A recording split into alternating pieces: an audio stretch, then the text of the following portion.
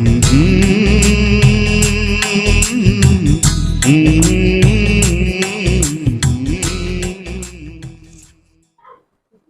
The Lord, praise the Lord, hallelujah. Hallelujah. मैं परमेश्वर का धन्यवाद देती हूँ कि अच्छे दिन के लिए, कि परमेश्वर ने सुंदर दिन दिखाया, जीवित रखा और हर एक परेशानी से परमेश्वर ने बचाया, क्योंकि परमेश्वर का अनुग्रह अपने बच्चों पर सदा बना रहता है। लेकिन हमें अपने परमेश्वर पर विश्वास करना, जब हम अपने परमेश्वर पर विश्वास करते हैं और निरंतर प्रार्थना में लगे रहते हैं तो परमेश्वर हमारी प्रार्थनाओं को सुनता है। और मैं भी अपने परमेश्वर का धन्यवाद देती हूँ। अपने बीते समय की काफी दिन से मैं सोच रही कि ये मन में कि गवाही दूं या नहीं दूं, लेकिन हम परमेश्वर का धन्यवाद देते हैं। जो परमेश्वर हमसे आत्मा द्वारा बात करता है तो हमें भी लोगों को बताना चाहिए, कि ताकि दूसरे भी सुनकर वो भी आशीष पाए। हम परमेश्वर का धन्यवाद देते हैं कि कुछ समय से मुझे एक बात समझ नहीं आ रही थी।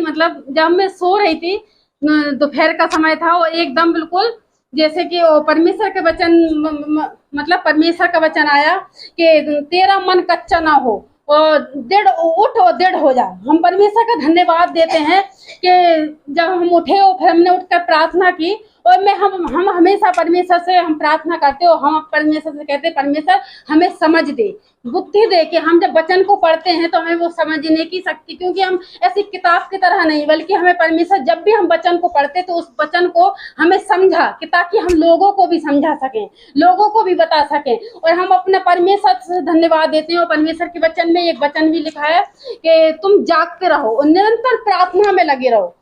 काफी समय पहले जब ये वचन को हमने अपने खादिम के द्वारा भी इस वचन को काफी सुना है, कई बार सुना है, लेकिन हम हमेशा ये वचन को जब हम पढ़ते थे तो हम मन में ये सोचते थे कि जागते रहो। तो क्या जागने का क्या हम हर समय जागते रहे, सोए नहीं।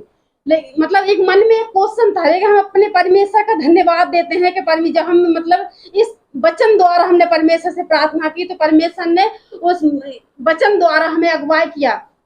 अब यदि हम अगर कोई काम भी कर रहे होंगे तो हमें परमेश्वर का वचन हमारे साथ साथ चलता है। जैसे कि हम परमेश्वर से बात कर रहे हैं, चाहे हम कोई काम करें, चाहे हम फ्रेश होने जाएं, चाहे हम अब तो ऐसा होता है कि अगर हम रात को भी सोते हैं तो फालतू सपने नहीं, रात के सपने में भी हमारी मीटिंग चलती है कि आज हम यहाँ पर मीटिंग में हैं, आज हम वहां पर हैं, वहां पर। सुबह उठ के जब हम अपने इनसे बोलते हैं तो जो कहते हैं कि दिन भर तुम इसी प्रार्थना में किताब पढ़ती रहती हो ना, तो वही तुम्हें सपने में भी आता है। लेकिन हम परमेश्वर का धन्यवाद देते हैं कि परमेश्वर जब हमें समझ आई कि परमेश्वर ने अब ये है कि आत्मा में हम सो भी रहे फिर भी परमेश्वर की आराधना स्तुति हमारे हृदय से आत्मा को, परमेश्वर ने आत्मा को, इसलिए हम परमेश्वर का धन्यवाद देते हैं कि सच में जब हम अपने परमेश्वर से प्रार्थना कर कोई चीज को हम मांगते हैं जो हमें समझ नहीं आ रही, तो परमेश्वर और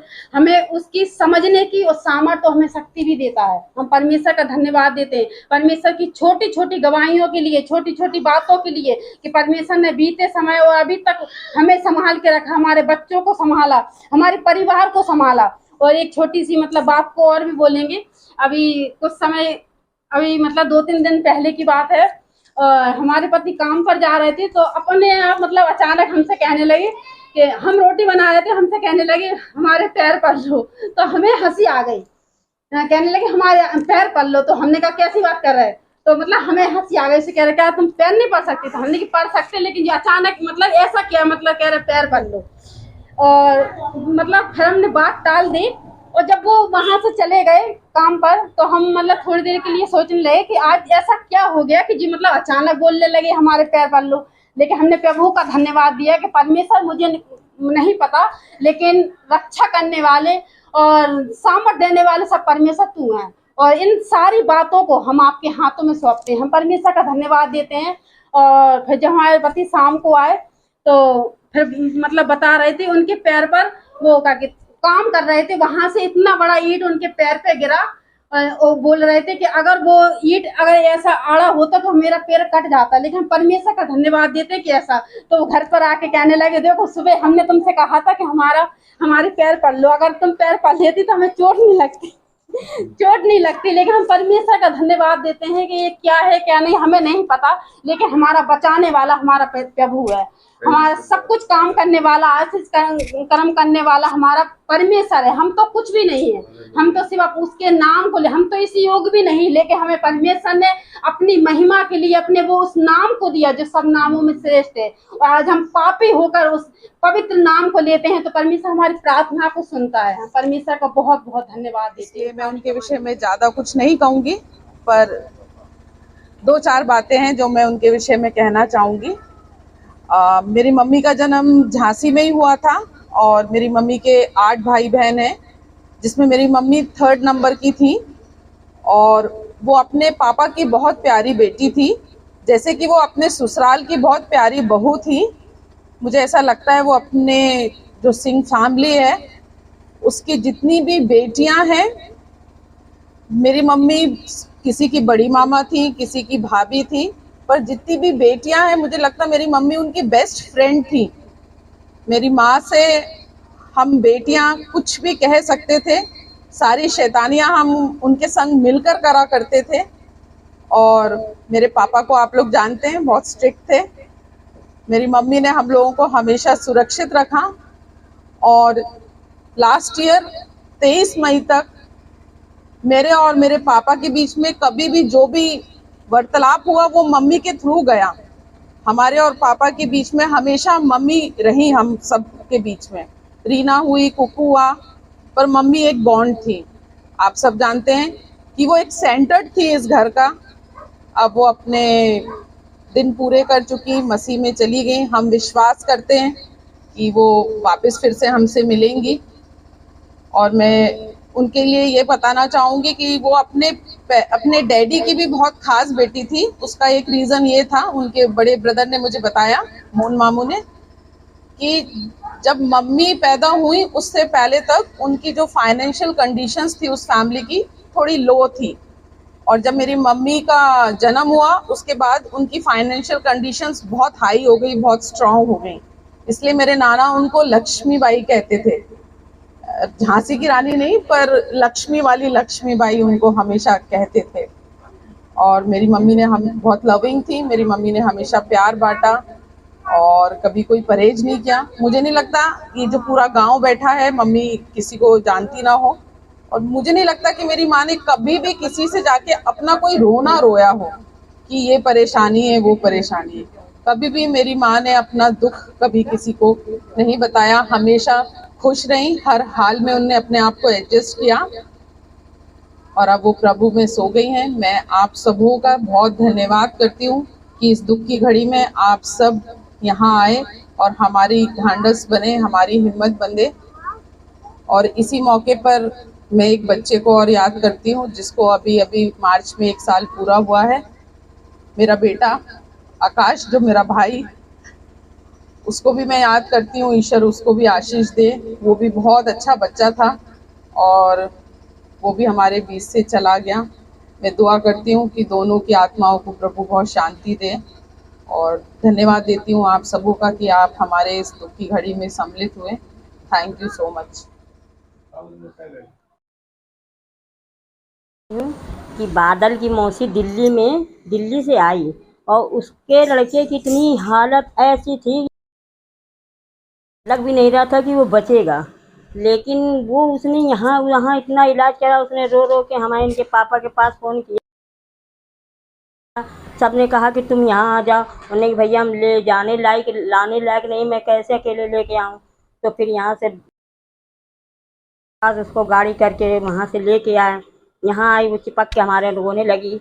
तो मैंने कहा भैया हम इतना तो कुछ नहीं जानते ना, तो हमें ये विश्वास है कि अगर तुम प्रभु पे विश्वास करो तो तुम्हारा बच्चा वहाँ से सही हो के आएगा, रो मत। ही है, लेकिन हम प्रभु का मतलब ध्यान करके हमें विश्वास है कि मतलब ये सही हो जाए।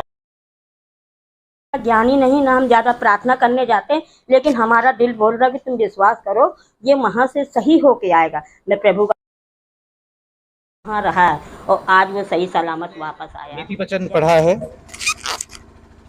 और नीति वचन का जो अंतिम अध्याय है हमें एक आदर्श पत्नी के बारे में बताता है। मैं उसकी एक आयत आपसे शेयर करना चाहूँगा जहाँ पर लिखा है कि उसके पुत्र भी उसको उठ उठ कर धन्यवाद देंगे।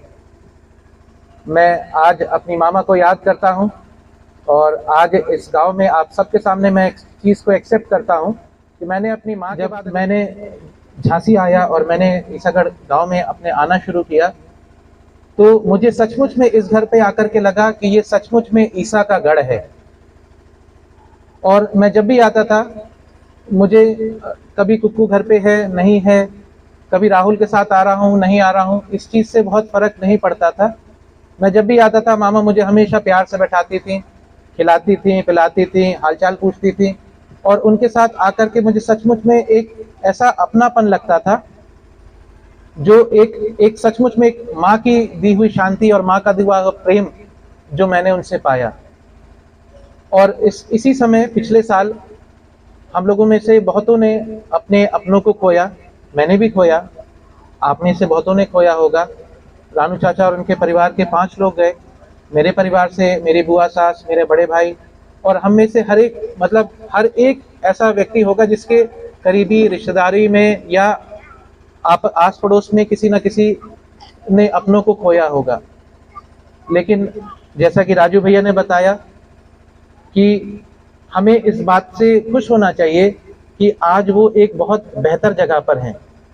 इस संसार में जहाँ पर आज दुख है, कष्ट है और तमाम तरीके की पीड़ाएं और परेशानियां हैं, परंतु मैं प्रभु का धन्यवाद देता हूँ कि मामा को उन्होंने आज अपनी गोद में, अपने स्वर्गराज में और अपने सिंहासन के सामने अपनी महिमा के लिए रखा हुआ है। मैं अपनी बहन रीना को, भाई कुक्कू को, गुड्डू चाचा को और पूरे परिवार को